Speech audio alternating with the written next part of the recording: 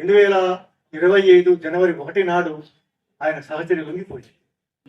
లొంగిపోయిన తర్వాత ఇందాక చెప్పాను, మా ఆడపడుచు తిరిగి వచ్చింది అనేసి చెప్పాను. ఆ తర్వాత ఈ ఏడాది ఆగస్టు 14 నాడు మనోజ్ల వేణుగోపాల్ లొంగిపోయాక ఫడ్నవీస్ ఒక ప్రకటన చేశారు. వీళ్ళేమో టెంపరితనం చూడండి ఎంత ఉంటుందో. వాసుదేవరావు కానీ వేణుగోపాల్ కానీ ఎంత టెంపరితనం అంటే, మేము లొంగిపోలేదు. బయట జంపన్న ఏమంటాడంటే లొంగుబాటు అనొద్దు. లొంగుబాటు అంటే ఏమనాలి? విప్లవకరమైన చర్య అనాలా, నిరోధాత్మకమైన చర్య అనాలా, లీనివేసి రావడం అనేసి దానికి ఒక సాధికారత తీసుకొచ్చే ప్రయత్నం చేశారు. అంటే లొంగుబాటును ఒక సాధికార భావజాలంగా, ఒక అమానీయమైన భావజాలంగా మార్చడానికి లోపల నుంచి వాళ్ళు ప్రయత్నం చేశారు, బయట నుంచి ఈయన ప్రయత్నం చేశారు. ఈ మొత్తము భారత రాజ్యం అనుసరణలో జరిగి ఈయన లొంగిపోయిన తర్వాత వీళ్ళేమే మేము లొంగిపోలేదు వీళ్ళు చెప్పారు.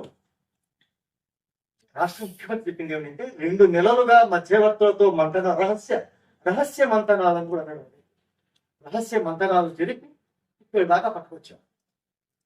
ఎప్పుడు మొదలైంది నేను తేదీ చెప్పలేకపోవచ్చు, నాకు తెలియదు.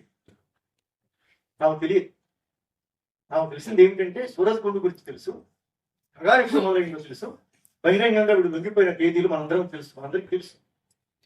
కానీ వీళ్ళు రాజ్యం వైపు ప్రయాణించారా, రాజ్యం వచ్చి వీళ్ళను లోపరుచుకున్నదా అన్న ప్రశ్న మీకు రావట్లేదా? సమాజానికి అంత వస్తుంది. అందరూ ఆ ప్రశ్న వేసుకోవాల్సిన అవసరం ఉంది. కేవలం ఆయుధాలతో లొంగిపోయారు కాబట్టి అది మాత్రమే విద్రోహం అనుకోవడానికి లేదు. ఇది స్టేట్ స్పాన్సర్డ్ సరెండర్.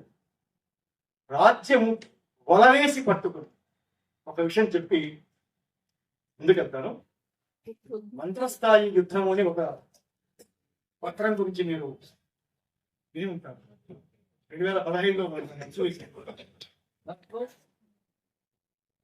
దాంట్లో ఒక విషయం ఏమిటంటే, అది చెప్పాను కదా, అది ప్రతీఘాతుక అత్యున్నత వ్యూహం మంత్రస్థాయి యుద్ధం అనేది.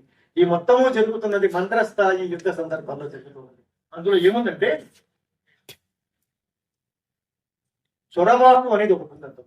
ఆ యుద్ధ కేవలం అణిచివేత మాత్రమే కాదు, బాంబులు వేయడం, చంపి వేయడం ఇది మాత్రమే కాదు.